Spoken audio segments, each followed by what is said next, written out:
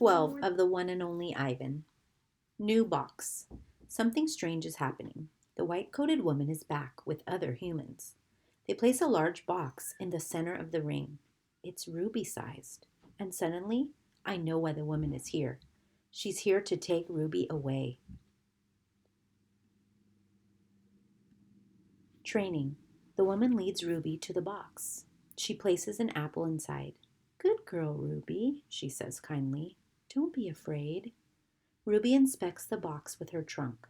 The woman makes a clinking sound with a little piece of metal she is holding in her hand. She gives Ruby a piece of carrot. Each time Ruby touches the box, she gets a click and a treat. "Why is she making that clicking noise?" I ask Bob. "They do that to dogs all the time," Bob says. I can tell he doesn't approve. It's called clicker training. They want Ruby to associate the noise with the treat. When she does something they want, they make that noise. "Great job, Ruby," the woman says. "You're a quick study." After many clicks and carrots, she takes Ruby back to her cage. "Why is that lady giving me carrots when I touch the box?" Ruby asks me.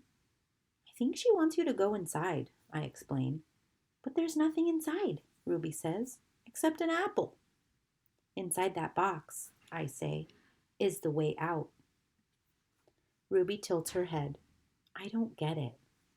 "See the picture of the red giraffe on the box? I think the lady is from the zoo, Ruby.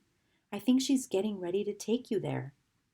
I wait for Ruby to trumpet with joy, but instead she just stares at the box in silence. "I'm not sure you understand. That box might be taking you to a place where there are other elephants," I say. "A place with more room and humans who care about you." But even as I say these words, I remember with a shudder the last box I was in. "I don't want a zoo," Ruby says. "I want you and Bob and Julia. This is my home."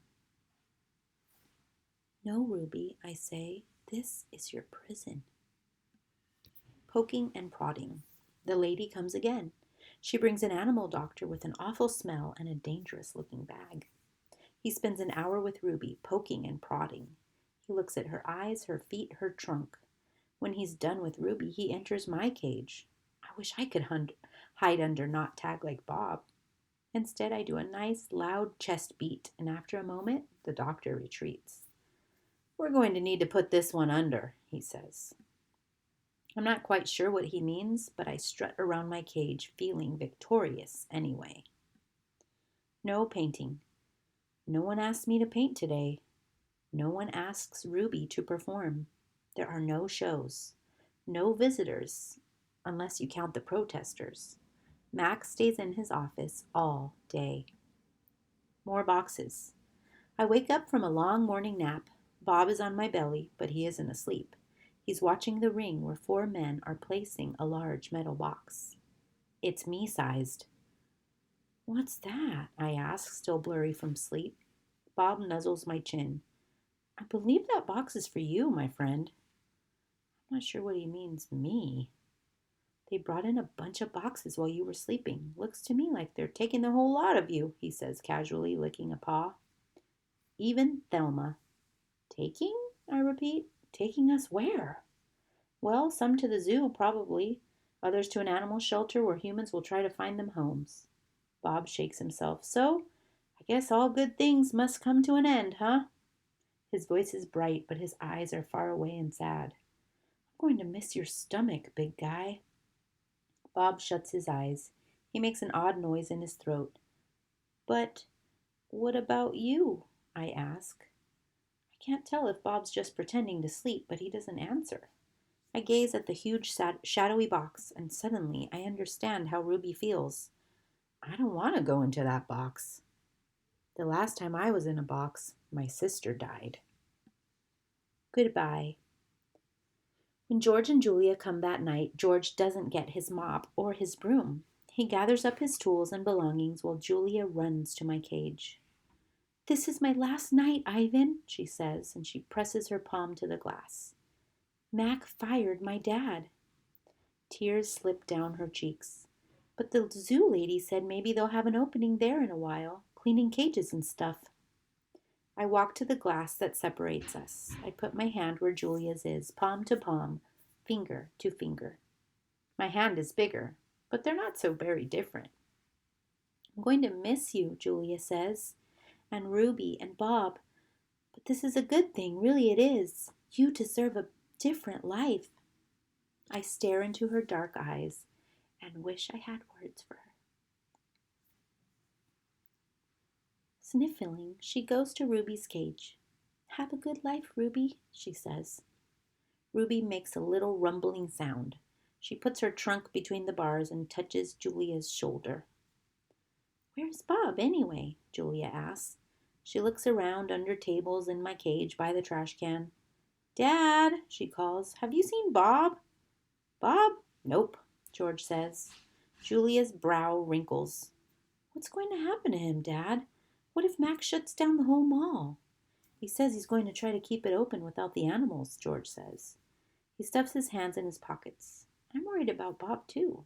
But he's a survivor. You know what, Dad? Julia gets a gleam in her eye. Bob could live with us. Mom loves dogs. And he could keep her company and... Jules, I'm not even sure I have a job yet.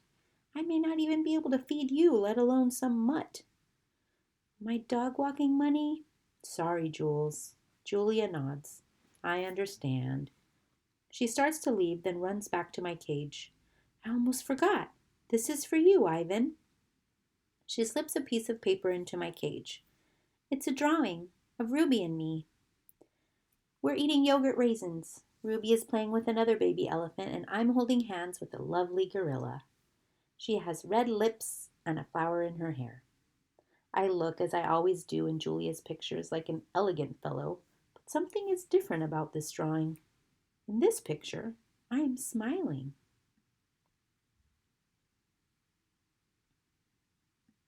Click. The door of my cage is propped open. I can't stop staring at it. My door? Open? The giant box has been moved and it's open too. The humans have pushed it up against my doorway. If I walk through the door, I enter their box. The zoo lady, whose name is Maya, is here again. Click.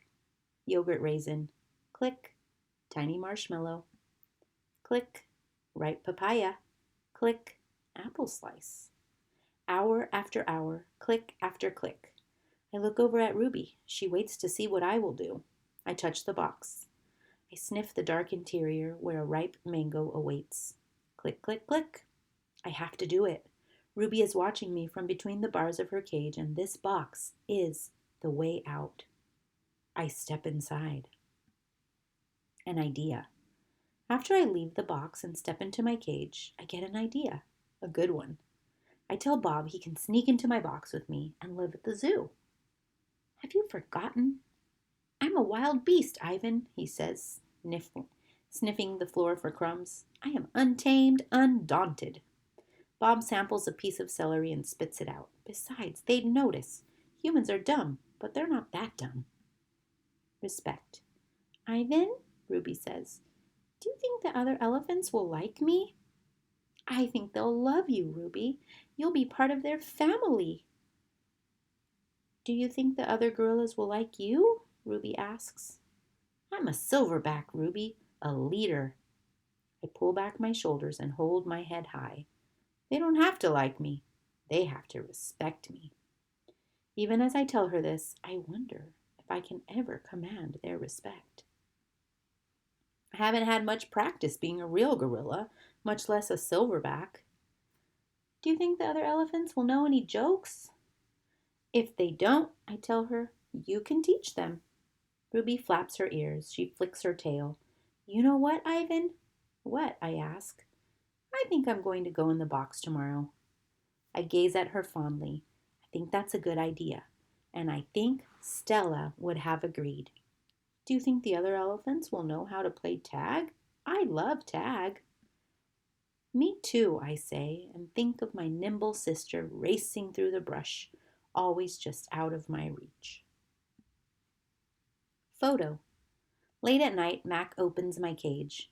The full moon falls on his sagging shoulders. He seems smaller somehow.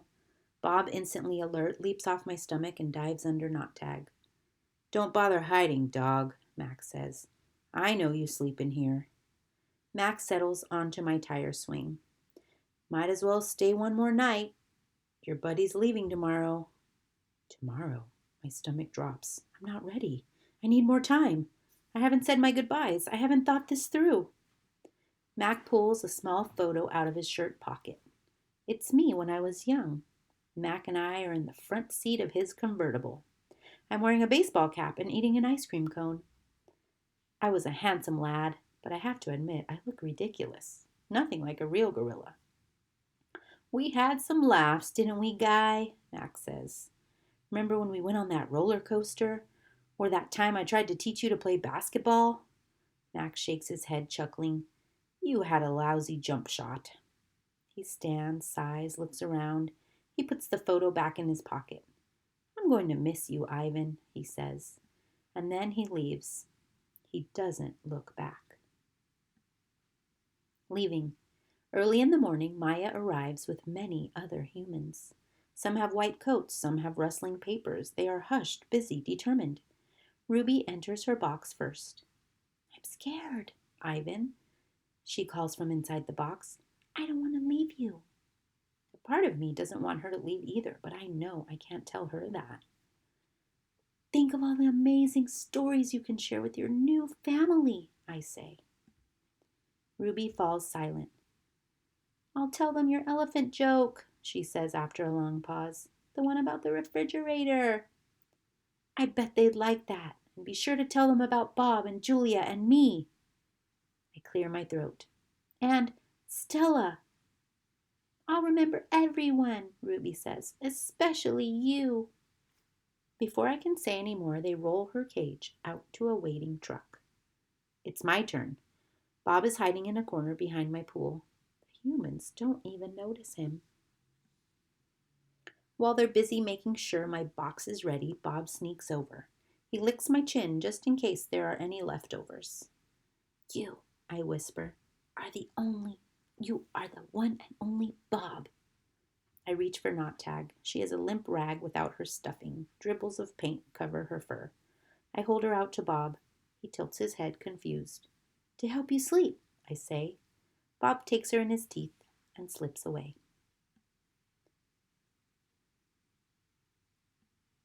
Good boy. Good, Ivan. Good boy, Maya says when I lumber into my box. I hear the clicker, and I'm rewarded with a tiny marshmallow.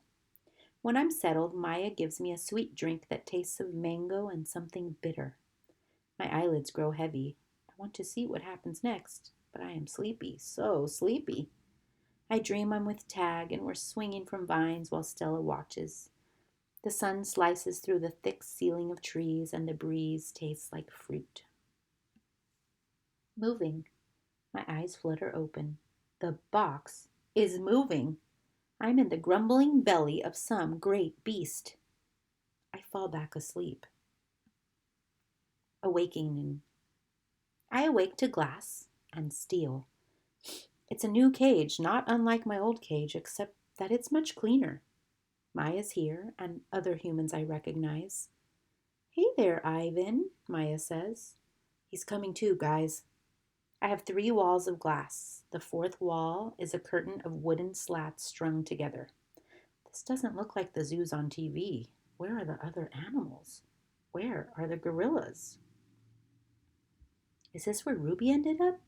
In a cage just like her old cage? Still alone? Is she cold? Hungry? Sad? Is there anyone to tell her stories when she can't get to sleep?